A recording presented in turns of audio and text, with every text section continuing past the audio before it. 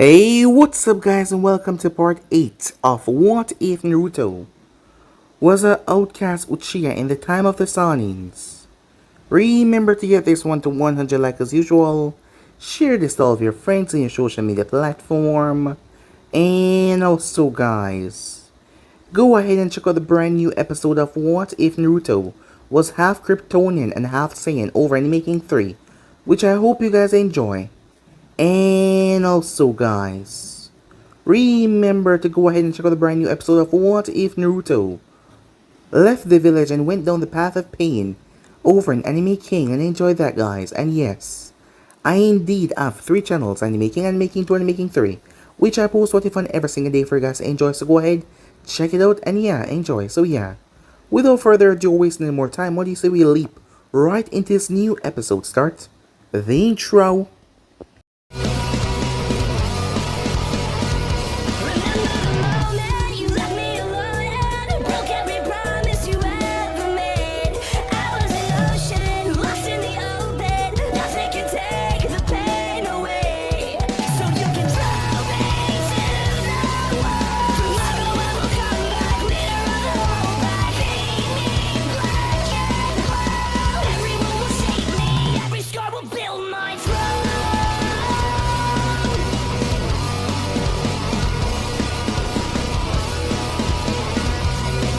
So the last spot we left off, Naruto, Dai, Tsunade, Sakamoto, they all made their way to this master that refused to help Dai in his taijutsu. While that was going on, Tobirama and Sasuke was greeted by the second Raikage. The man slowly led them towards where Tsunade's parents were. As they walk, the pit in Sasuke's stomach started to rise as they walked, as he could feel the other shinobis in the bushes hiding as they walked calmly. Upon arriving, he gestured towards where they were.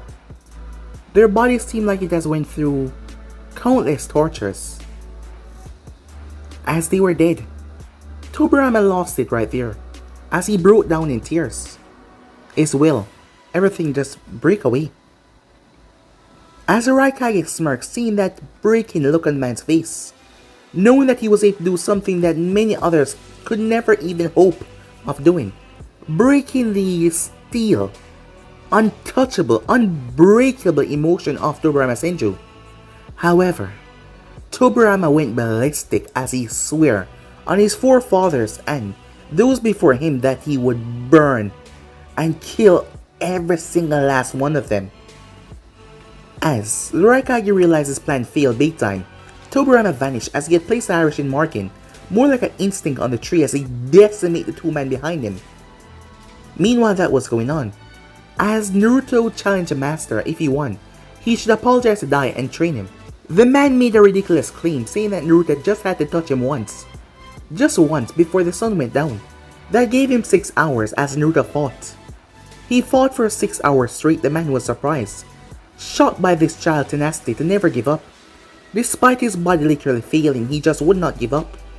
At first he did not give it his all because he realized he had time and he didn't want to push his body to his limit. However, the man was excited because he hasn't had such a feeling in such a long time. He was one of the greatest taijutsu masters in the entire elemental nation, and this child surprised him a lot. At the end of it though, Tsunade rushed over as Naruto collapsed in her arms. The look that she gave the man, he had to stay away. The fury behind that gaze. She really cared for this boy. She proceeded to rush them towards the house. Before they leave though, Dai was told to come back tomorrow for training. Dai was shocked as the man was accepting him as a student, as he was brimming with hope and gratefulness. And this was all because of his youthful friend Naruto. When Tsunade got to the house, she told Mito to heal Naruto immediately. They brought him towards the bed and lie him down as Mito went to her a cloth to clean his wounds. Tsunade was left alone with him there, as she didn't know what come over him as she tried to kiss him. However, Mito came in. She rushed out as fast as possible, as Mito realized what happened, but she wouldn't say anything about it to embarrass the girl, as she sat down with Naruto and healed him up. Meanwhile that was going on, a calibration attack from Sakamoto and Tobirama put the fear of death into the shinobis, as they proceed to massacre them down one after another. Sasuke took on the rest of the shinobis as he took them down. Tobirama got injured in the side, however he still fought despite the pain. He fight right through it. But things became a lot worse when the Gold and Silver brothers appear, as they did a strange thing with the artifact that they had. Tobirama told Sasuke to go quiet, as he knew the tools of a Sage of Six Path, and if he was not mistaken, that was one of them. As their banter caused Tobirama to figure out exactly what the tool did, as he told Sasuke to say Senju, and that was the only thing that he was supposed to say and call him by, and use hand signals, not say another word, but he had to speak every 30 seconds, because if you remain quiet for too long, well, you will be sucked away inside of that thing. So with that, they start to fight once again, as Sasuke took on the Gold and Silver brothers as Tobirama took on the man. Tobirama got injured as he was hit down to the ground.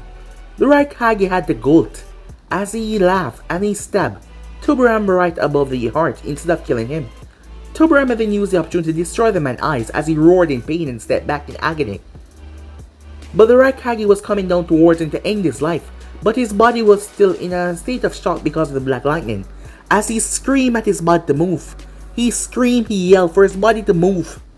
So yeah guys, basically as we left off, you guys can switch across the place, check it off yourself, and what do you say we leap right into this new episode without wasting any more time, guys. Begin now, guys. Move. Move.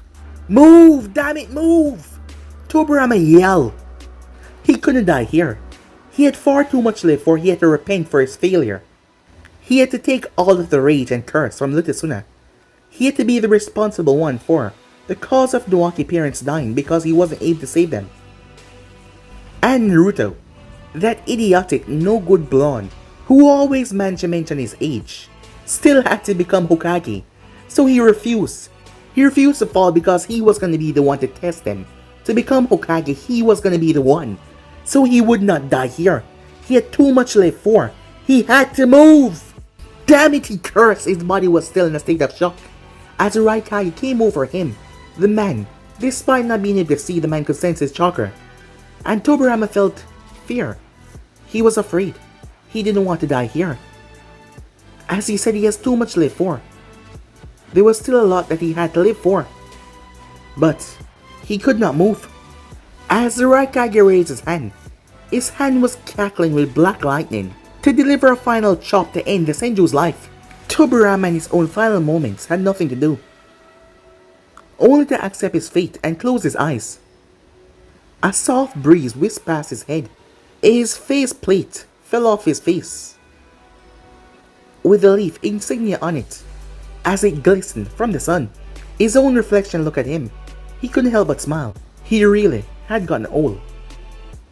Not yet, Tobirama. The voice of Hoshirama whispered in his ear.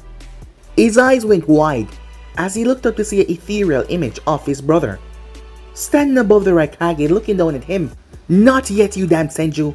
We have too much to live for. His eyes widened though as he realized who it really was. Sasuke. As Sasuke dropped, he stabbed the dual kunai in the head of the Raikage and pushed the man over to the side. As he dropped hard, Tobirama, he said. Tobirama's eyes though, they were rolling back as Sasuke ripped his shirt and stuffed it in the man's wound. As the man was losing from severe blood loss. Stay awake, Sasuke yelled. If he closed his eyes, Sasuke knew that they wouldn't open again ever. Stay awake! As he used his blood and brushed it on the back of his palm. Him himself was getting exhausted, but he went through hand sign as he felt himself also losing conscious from chakra exhaustion. But he couldn't stop now. Summoning! As he collapsed, that was the final straw. The small baby ape that he summoned looked around confused, a small bow staff on his back. As the ape looked around before he saw the two shinobis, his eyes went wide in shock. He unfurled a large scroll rather quickly as he placed both of them on it, before he slammed his paws down, and they were gone in a poof. Time skip. Mito-sama! The heiress placed her teeth to the side, wondering who was disturbing her like this. As she was about to get up, but the guests rushed into the backyard. He was a Chunin, as he looked like he had ran all the way from the sand to get to her, with how he was huffing and puffing. Yes, she said. My lady, You must. Haste. You're needed at the hospital, he said, as he was really out of breath. She sighed so much for some downtime, but they only called for her when the case was something that the normal medics could not control, when it was out of their control, as she raised her feet. Alright, she said, just let me go and get change. As she was in a loose robe, it was unfitting for her status to be out in public in this. As the man spoke, my lady, it's the Hokage. The cup fell from her hand as she heard that. What? She said to him, it's Tobirama-sama, my lady, and Sasuke-sama. As Mito, eyes went wide at that. Time skip. With the events of the previous day unknown to everyone, but a select few who were considered worthy to know this. Even so, the village still had a solemn air about it. The reason being, the untimely death of the head family of Konoha most influential and powerful clan at the Konoha Memorial Ground.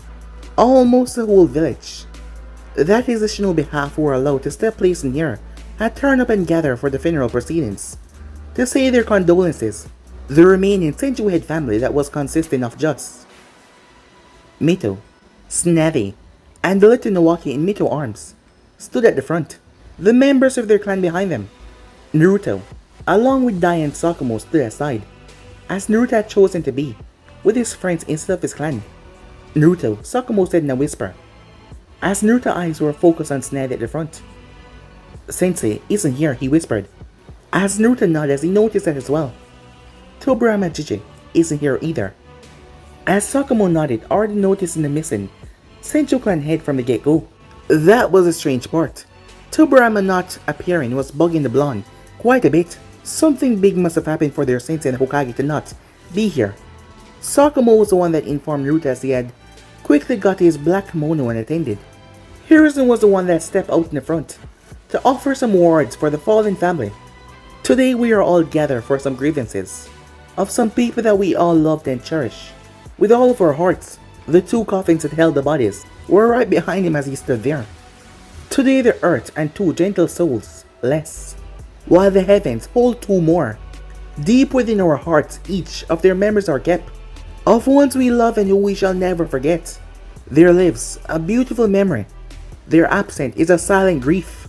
Mito clutched Nawaki in her arms even tighter as she composed herself. In that moment, she knew that no mother should go through with burying their own children, but she had to be strong for Nawaki and Tsunade. If she broke down, it would just be worse on them. She didn't even have the courage to be the one to speak though. Those last words. A mother just couldn't say those dreaded words, no matter how hard she might try. As Naruto lowered his head, tears at the corner of his eyes, the words stung him deep in his heart. A million questions passed his mind in a split second. None of them had any positive answer. As Hiruzen continued on, time may pass and fade away, but the memories of these kind souls shall always stay. A cluster of memories sprinkled with tears. We wish that Kami had spared our loved one for a few more years. The people were finding it hard to hold back their tears with each word that Hiruzen spoke. However, when the child spoke, it broke the dams. Bachan, why aren't mom and dad speaking? The small voice rang through the area. The place was so silent they could hear him clearly. As Nawaki asked, the words hitched in Mito's throat. For the life of her, she didn't have the heart to answer his question. Even Hiruzen stopped as he stood there, as no one could answer that for the child. Mito merely kept the 3-year-old boy facing her neck as she held onto him tightly. As she nodded to Hiruzen to continue. After a gentle clearing of his throat, he continued on. Partings come and hearts are broken. Loved ones go with words unspoken. Never selfish, always loving and kind. These are memories that you leave behind. Ours is just a simple prayer. May Kami bless you and keep you in her care. The younger Sarutobi stepped down and one by one people came up and placed on their flower with a few passing words. As Naruto stood there for a few seconds, he refused to forget the two though, as his Sharingan activated, bleeding this moment forever in his mind. As Hiruzen looked towards Mito, she shook her head. She would not. She just couldn't at the moment. She couldn't step so close, as she was afraid that she would break. If she even glanced at their pale and colorless faces, she would break down. Naoki pushed himself out of her hole as he was confused. Bachan, why won't they speak? He said. The four Senju members come into a stop. Sakumo glanced towards Naruto as he stood at the back, his hair shadowing his eyes, as he knew that Naruto was quite close to the fallen members, being over Tsunade's house many times before. He himself wasn't that close, but Naruto was really close to them. Over the years, he was almost considered family in the Senju household, and Sakumo knew how Naruto cherished anyone that was close to him, but most of all how much he adored Tsunade. He knew that the blonde Uchiha would tear apart anyone that looked at her the wrong way, but to know that she was suffering right now and going through so much, he must be going through a lot back there. As Dai and Sakumo stepped forward, Dai raised his hand to place on Naruto's shoulder, but when Naruto's gaze met theirs, what they saw was the three Tomo Sharingan swirling in his eyes. Don't. That one word was enough to stop them cold in their tracks, as Naruto was finding it hard to contain himself. Something that he hasn't felt since his younger days. Pure, raw hatred.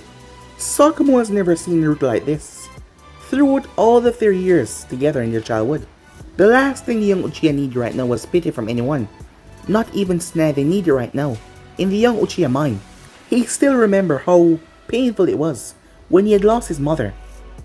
The few people who were kind to him back then, they always gave him that look. They tried to console him, but it just made him feel worse, reminding him every time of what he lost, with those looks in their eyes. Pity. It was a pathetic, useless emotion in his mind that did everything but help the one who was suffering. Instead, it brought back the pain full force by remembering them what they had lost, by remembering them the hell that they went through. As he looked over, as he saw Mito biting her lip, as the woman was barely holding it together. As his Sharingan started to swirl angrily, he couldn't see Tsunade from where he was, but she must be a mess right now, and it was ripping him apart from the inside, to just know that they were in pain. But once the coffins were placed down by the Senju members, Naoki shouted, "Bachan, why won't you answer me?" "Why?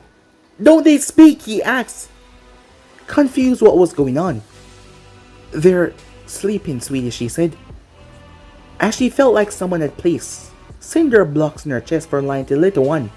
But for the life of her, how was she supposed to tell a child that his parents and loved ones are dead? How? How? Being the 3-year-old he was, Naoki nodded instantly. "When are they waking up?" he asked. That made her heart drop several times. "They're..." And she couldn't. She just couldn't. It was then that he saw them place the coffins down in the ground. "Wait, why are they putting dirt on my parents?" He wiggled as he tried to get out of Mito's grasp, as she held on to him. Each moment was killing her. "Bachan, they're putting dirt on them." He spoke to his grandmother. "Naoki, stop it," she said as she pulled him into a hug, holding on to him tight as she sniffled. "They will have trouble breathing. Don't put dirt on them," he said, as he did not understand why no one was answering him properly. "Stop putting dirt on my parents. They will be angry when they wake up. Stop placing dirt on them. Now!" he yelled. He jumped out of her arms as Mito dropped to her knees as she broke down. "Naoki, they're not waking up," she said, as Harrison rushed to her side. Naoki was confused and frightened. "But why not? You're lying, Bachan," he said. "Aren't you?" he said as he saw her crying. "They won't wake up, honey," she said. "They're like your grandfather Hoshirama," she said. "They're dead." Naoki turned towards his sister. Her face was completely blank. No tears, no sadness, it was just blank. Naoki started to cry as Mito held on to him as he struggled to stop the man from burying his parents. As Naruto stood there, it reminded him of the time where he cried out to Kagami. Let him see his mother one last time. As he heard the boy crying to himself, pleading, begging, it broke his heart. Everyone started to gather around Mito and Naoki, trying to console them, and Tsunade as well, who still hasn't shown any emotion at all on her face at all. Naruto didn't know how long he stood there, or if he was even standing with someone. The only things that he heard was the sobbing, as he saw their gravestones. Just like many others, That was all that was left now, their gravestones. Several thoughts ran through his mind as he remembered the mindless bloodshed that he saw some time ago, and how fragile human life was. And what happened once someone precious was taken, how it affect those that remain after them. But most of all, why did they have to hurt her? Why did they have to hurt? A soft hand cuffed his cheek as he looked up to meet the bloodshot eyes of his grandmother in all but blood. She smiled sadly. His eyes were completely red. Tears ran down his face, without him even controlling them. She was still holding Naruto. He had fallen asleep a long time ago. Naruto had been standing there for quite some time, but he was unable to even tell time as he was standing there. As he now remembered the small memories of his friends, leaving him to go be with their families. They were now coming back to him, but he wasn't paying attention before. Sakamoto died. He remembered them all now, but he was just now remembering. Mito knew that he was quite close to her deceased children. Not as close as he was to her or Tobirama, but he was close as well. But she knew that he could handle it for now. The one that scared her was Tsunade. The girl was silent as a mute since this morning, only nodding, showing no sign of crying or anything else, and just staring at the graves with an emotionless gaze. And she knew the only person that could get her to let it out right now was standing right in front of her. As she wrapped her arm around Naruto and pulled him into a hug, he hesitated, wrapped his arms around her waist as he felt all the pain through their contact. Naruto, she whispered in his ear, "Will you do something for me?" Her voice came out raspy. "I am going to go and take Naruto home, and then head on home after I do some work in the hospital." He wanted to argue and tell her to go home, that she's been through enough, but he just remained silent. "Can you take care of Tsunade for me?" "Will you do that for me?" she asked, her voice so gentle and soft. "I will," he said. As they break the hug, he gave her a small smile, but she knew he was just doing that for her. She knew him well enough by now. As she leaned in and kissed him on the forehead, "I trust you," she said, as she made her way off with Naruto. As Naruto made his way, as everyone left, he just stood there behind Tsunade, who sat down. As he just stood there, she had her arms wrapped around her legs, as she just continued to stare down at the graves, as she already knew that he was behind her. "I'm going to stay here for a bit.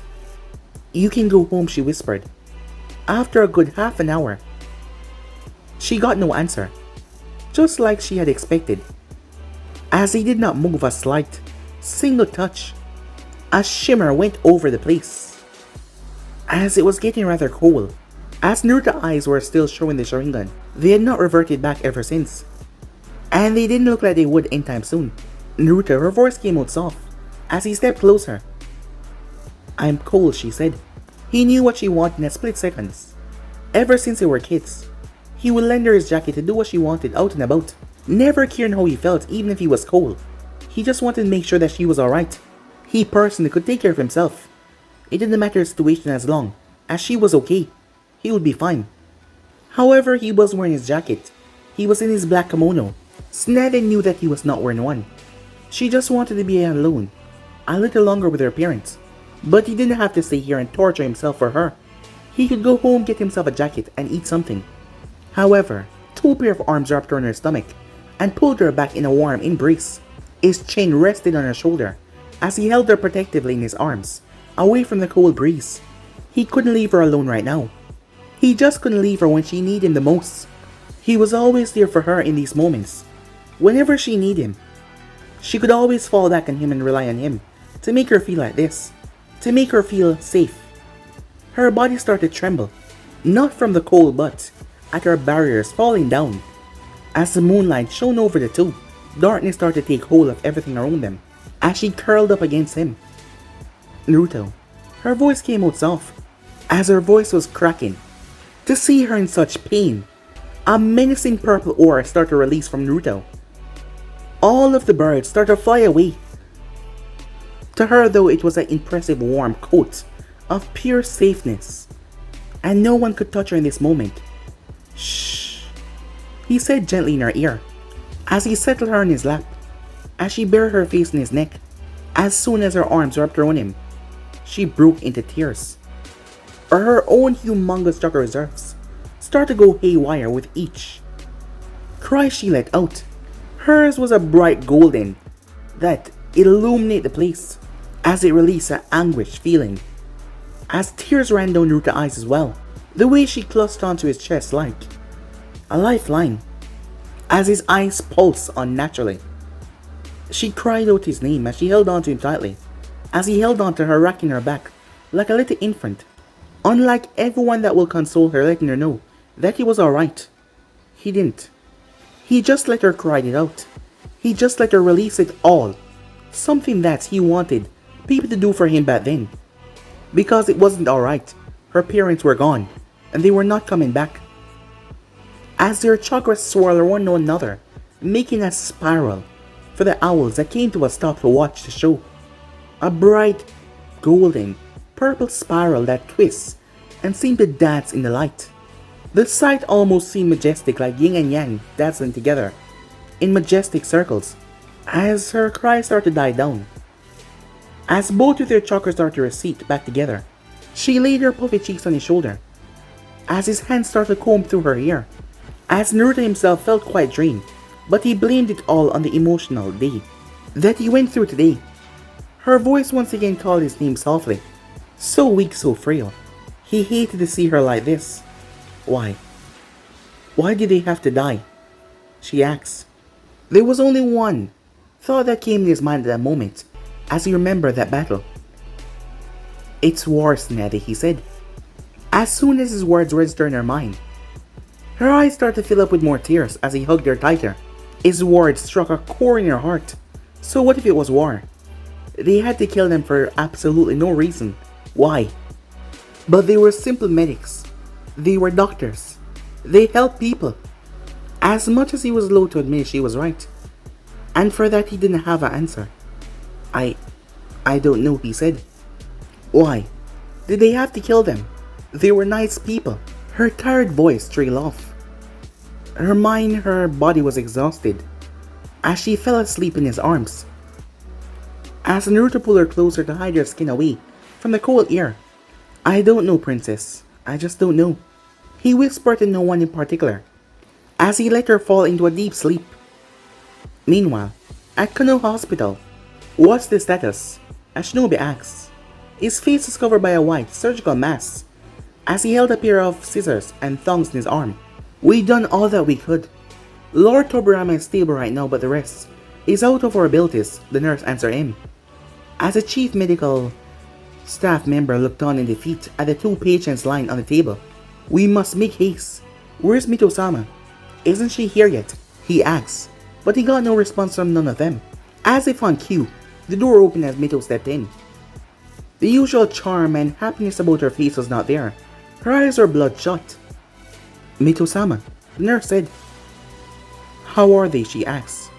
Her tone was strict as usual, with a hint of tiredness in it. The nurse handed her the clipboard. As she looked over the clipboard, her eyes scanning every piece of information.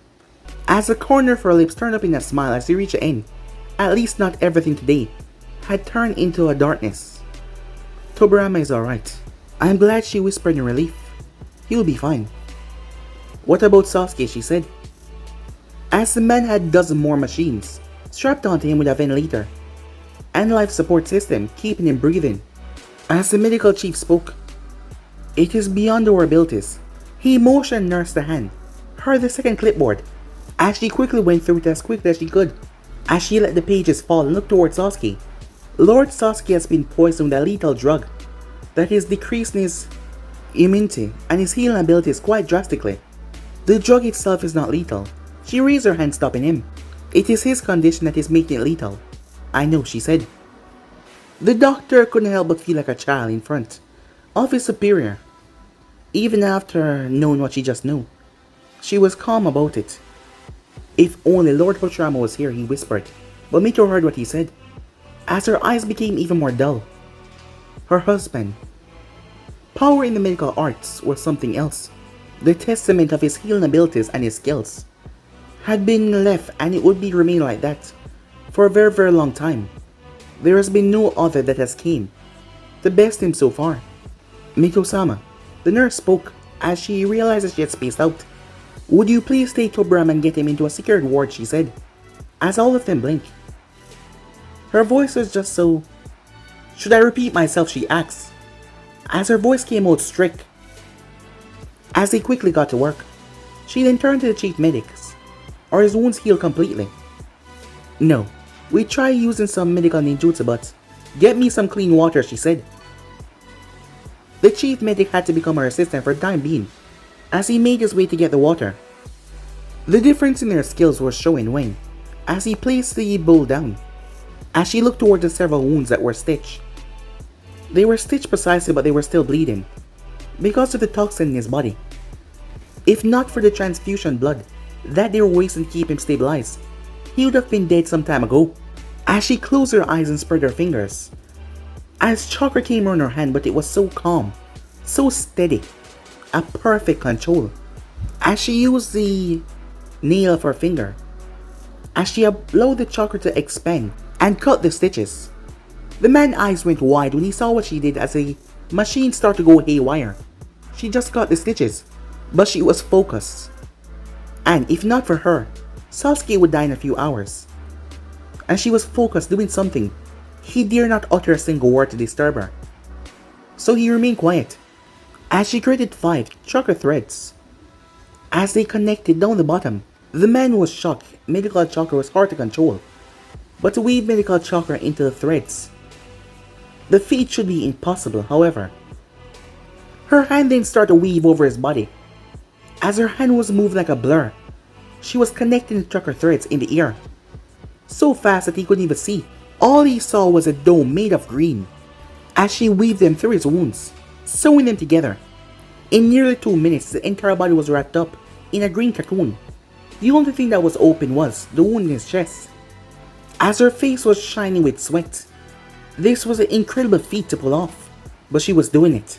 Not to mention with her being a Jinchuriki, as she could not rely on the beast's power, because that would just ruin all of her hard work so far. So she had to use her own chakra and to push her chakra in such thin reserves. The woman started to fall, however, the man caught her. My lady, are you okay? As she had just went lightheaded for a moment there. She had used up so much of her chakra to knit everything together. She nodded, as the last one in his chest brought up and stitched it together, as it weaved into his literal skin, coming up. His entire body was glowing green. He'll be alright now. Those chakra threads will hold the stitches together, like his own skin, for at least a week, she said. The man handed her a wet towel to wipe her face. He was in awe. A whole week? Something like that shouldn't even be possible. Yet she did it, and she was still on her feet. Keep him on glucose, she said, as the man brought a chair for her to sit down, seeing that she was still a bit woozy. This technique would probably kill off anyone else in a mere couple of seconds, but she was able to do it. That just goes to show what control and how much chakra she had, as he realized that he never even seen this technique before, because it was only someone like her that can perform it. If a normal jonin were to try this, they would be dead in a span of about 10 seconds. As Mito knew that she would pass out in time now, she had severely drained herself. Listen to me, she said, as the man listened. Keep him on life support. He was confused, but he listened anyways. His mind is not responding to pain. His nerves were still during the surgery. Extreme blood loss reason. Keep him in intensive care. He will be in a coma. As she collapsed in the chair, the man supported her, as she fell unconscious. This woman was truly amazing. As he allowed her to rest, as he went to get the ICU for Sasuke to inhabit, as he went to call one of the Hokage personal guards to get her back home safe. She has been through a lot. She deserves a rest. Time skip. The sun rose and shined down on the house, as a female voice could be heard as she clutched the thing that kept her so asleep closer to her chest. However, she wondered where exactly she was, but she was enjoying her nap too much to care where she was though. The soft thing that was right at her cheek was wiggling. As she frowned, didn't like the movement one bit. However, it stopped, and the breathing came out in small purrs. Meow, she heard. Go away, she said, Her hand pushed away whatever was trying to come at her face. But then something started to tickle her hand at the edge of the bed. "Stop it," she said. Finally she had enough as her eyes snapped open. As she focused sleepily. Kira? The brown-slitted eyes in front of her blinked innocently. As she turned her head and saw Naruto, she knew that she was in the guest room. And Naruto was right by her side. Just for her sake, she could guess what happened. He must have taken her here to tuck her in, but she probably held onto his arm in her sleepy state. And she knew that he wouldn't try to wiggle his way out. He must have just sat by her side and watched her sleep until he got exhausted as well. "Idiot," she said, as she looked towards him. The cub jumped up on the bed, as she stroked it, as a tail wrapped her in her arm. As the cub licked her nose, she giggled as she kissed her on her nose. "Thank you, Kira," she said, as the cub wiggled his tail and jumped down, rather happy for the petting. "Naruto," she said, as she nudged him awake. His eyes snapped open as he lifted up. He quickly moved her in an instant.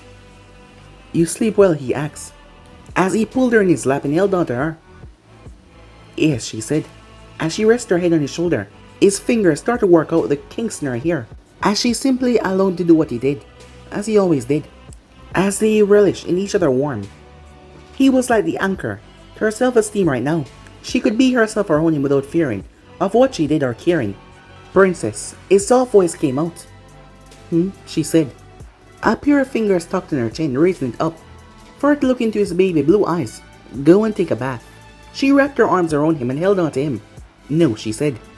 Her cute mumble actually made him chuckle. She hated to be disturbed when she wanted to laze around.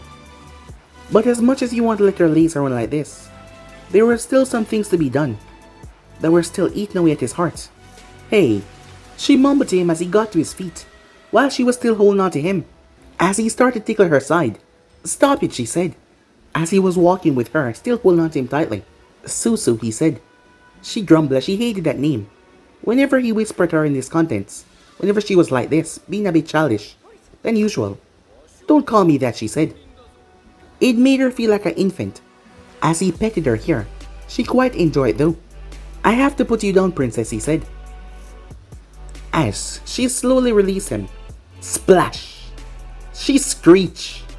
As Naruto chuckled, no, he laughed his heart out as she splashed her in the bathtub. As she couldn't believe it as he released her right in the tub, like how he always did with Kira. And that made it even worse, making her feel like a pet. However, seeing him laugh so genuinely, seeing him happy, it made her laugh as well. As Naruto sat by the edge of her tub, as she was soaked, she brought her hand and get some water as she splashed it on him, just to mess with him. "When did you prepare the tub?" You know Kira is a handful when it comes to bath. So this tub has particular seals to keep the water warmer until someone stepped in and disrupt the chakra flow. As she smirked, she then grabbed him by the waist as she pulled him in the water. As the two of them started to splash around, their laugh and splashes turned as they saw Kira, who was looking at them right at the door. "Kira, honey, come to mommy," said Tsunade. But Kira ran away for dear life. As Naruto slowly rose up out of the tub. "Hey, where are you going?" she asked. "Well then, if you wanted that, why didn't you say so earlier?" As he started to lift up his shirt just to tease her. "Pervert," she said as she realized what he was trying to say. As she reached for the conditioner and chucked it at him, as he ducked and rushed out of the room. Her body dipped down into the water, her face red. "Why am I so comfortable around him?" she thought, as she slowly removed her clothing. Only then that she realized, just a few minutes of laugh with him, and she had forgotten about her early problems. That idiot, as she knew that he did it on purpose. A smile on her face as she led herself up. Naruto made his way to the other bath, as he got a quick shower and made his way downstairs. Dressed in a white t-shirt and blue pants, there was a knock at the main door. He was surprised who would visit him this early in the morning. "Yo," as he was surprised to see these unexpected guests. "Orochimaru, Jiraiya." As Jiraiya grinned, Orochimaru was blank as usual. "What are you guys doing here?" "We were worried about Tsunade, you know, so we went to her house, but it was empty. Even her grandmother's house was barren, so we looked around, and everyone said that we should come here, so well." As Naruto turned towards Orochimaru. "He dragged me here," Orochimaru said. Tsunade had a tendency to do the same thing to Naruto so he could understand the boy's predicament. "Well, come on in, she is here," he said. As the two looked around in slight awe, Even Jiraiya took off his sandals and placed them to the side. I guess you haven't had breakfast. The both of them followed behind him. No, we're fine. We'll take you up on that offer. Orochimaru's courteous voice cut through Jiraiya's own, as Naruto laughed at their attitude. So, as he sat down, where is flat? Ow! I mean Tsunade, he said, rubbing his ankle that was kicked by Orochimaru. She's taken aback, said Naruto, as a small grin came on Jiraiya's face. Naruto, can I take a look around your house? Jiraiya asked, as Naruto waved his hand to him as he was cooking. Orochimaru had a scroll in his hand that he took off the shelf, as Jiraiya went through hand sign, making his body become invisible, as he blinded against the wall. As he made his way upstairs, where he heard a humming sound. Oh, Kami, I can die peacefully now, he said, as she was only wearing towels wrapped around her. She looked so beautiful, he thought to himself, as he watched as she dried out her hair, as her back was turned to him. Finally, as she opened her towel, Jiraiya was gleaming as he waited as he stood there. However, she paused, not dropping it. She felt like she was being watched, as she spread her chakra slightly. It was then that she found it, a chakra source right behind her, as she fixed her towel tightly. Enjoying the show, Jiraiya, she asked. Jiraiya's eyes went wide as her voice came out sweetly as she snapped her gaze towards them, as she cracked her knuckles. Oh shit, she was gonna kill him, as he dropped his transparent jutsu to come in her eyesight. Tsunade, he said, raising his hand. We can talk about this slight misunderstanding, he said. She stepped forward. Oh, we will talk, she said. Once I'm done with you, that is. As Jiraiya screamed, downstairs both men blinked as they heard the blood-curdling scream. Wasn't that Jiraiya? Orochimaru released a tired sigh, as Naruto wondered if Jiraiya got injured, as he made his way, Orochimaru following behind him. However, given the past few months with his team, Orochimaru knew exactly what happened the moment Naruto mentioned Tsunade and Bath. Once again, he will be barred entry into a place because of his perverted teammate. As Naruto arrived to see Tsunade in towel, she was dry. However, down below was a badly beaten Jiraiya. As she turned, and her eyes met with Naruto's, as her cheeks became red. He was peeping on me, she said. Orochimaru raised an eyebrow in surprise. No, this was a side of his teammate that he had not seen until now. As he looked towards the Uchiha, as Naruto stepped forward, she started to blush even more as he pulled an arm around her waist, as he pulled her close. You will catch a cold like this, silly, he said, as she just realized how cold she was, as she was shivering. His head glanced towards Orochimaru, who nodded silently. The boy understood clearly as he dragged away Jiraiya and left with him. As Naruto held on to the knot of the towel, Tsunade's eyes went wide. Naruto, what are you? Just trust me, princess, he said. And just like that it fell. On instincts, she pressed herself against him tightly so he would not see. Don't look, please, she whispered. As she felt so self-conscious right now, how much more embarrassing can it get? As she felt him raising her arm. He was a fair bit taller than her, not so much but still. Enough for his shirt to come over her and cover her completely. As she finally peeked out from his embrace, she was once again crying. She did not even notice. Maybe it was from the whole situation. As he reached and wiped her tears, she went on her tippy toes as she leaned up and gave him a kiss on the cheek, grateful for everything that he did, never once asking for anything in return. What she was crying for she didn't know, but it felt right. As she held on to him as he held on back to her, just making her cry it out. Don't tell anyone, she whispered to him. She had told him that many times over the past years, as he laughed and kissed her on the forehead. Meanwhile, at the council chambers at the village, hidden in the leaf, the council had gathered in a haste as soon as the funeral proceedings were out of the way, as they decided to get on business, and the business was in a total mess. The entire village turmoil that was laid down by Tobirama was in a state of mess right now. The man himself was in hospital. There was no information as for what occurred in the simple peace thought that he went to have with the Raikage about the skirmishes at their borders. The situation was much dire with Tobirama in hospital, and information was that he would not be returning for at least 2 months. And to make things even worse, Sasuke was in a worse condition than the Fire Shadow himself. And the thing was, no one other than those two knew what happened, other than the victims. Troublesome. Someone finally spoke. We forgot that Miss and Roku were found dead with their bodies returned back to us by a suspicious, unknown source, said Nara. And just like that, silence reigned once more. It was far too coincident for the Senju clan head to return injured from the peace summit while his family returned back dead. Has there been any word from the cloud? The Hyuga clan head asked, but all he got was shake of the heads. The Uchiha clan head was the one that spoke, no. They're keeping tight lip about what happened at the peace summit. The Hyuga nod as they release a weary sigh. We can assume that they're in the same boat as us then. Deishi, Akimichi said, as the Yamanaka clan head nodded. Then I guess it can be assumed that it was a pre-attempt attack at the summit on both of the Kages, and they were unable to come out unscathed, the Nara said. But everyone gave him a look to say, are you stupid? It was almost stupid as someone to attack a summit with at least 4 Kage level shinobis. The Kages weren't just a title handed out, they were called that for a reason. It's quite possible though. I mean, the resentment Kumo held to the first Hokage is not unknown to anyone. He did after all kill their beloved Raikage, while Tobirama-sama held off the rest of their forces from them interfering with their fight. And just like that, everyone started to break assumptions of their own and what action they should take. Time skip. Konoha Hospital, Reserve Ward. As Sasuke lay on the bed, several machines were connected to him. An oxygen mask over his face as you saw the mist, showing that he was breathing, and his chest slowly rising and falling. With each beat the machine made, it gave his companion sitting by his side time to look over everything so far. They were like his own children, and he was held responsible for their death, as he wasn't even there for their funeral.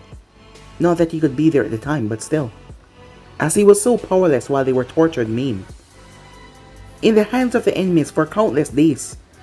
And now, here was his friend, the man that has been by his side for countless years now, always watching his back. Him himself had been fine due to his Senju genes, empowering his physical resilience to those toxins. But Sasuke didn't have that, even with all the experience.